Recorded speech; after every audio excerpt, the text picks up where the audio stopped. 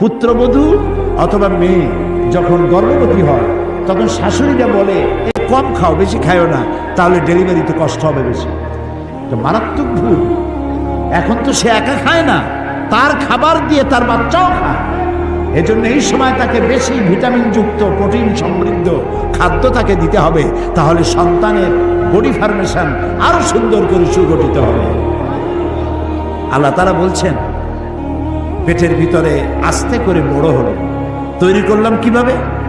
আল্লাহ তাআলা বলেন আল্লাযী খালাকাকা ফাসাওয়াকা ফাআদালাক ফি আইয়ি সূরাতিন মা শাআ রাক্কাবাক। আল্লাহ তাআলা বলেন আমি সৃষ্টি করলাম, সুন্দর করে আকৃতি দিলাম, ফি আইয়ি সূরাতিন মা শাআ রাক্কাবাক। রাক্কাবা ইউরাক্কিবু তারকিবান,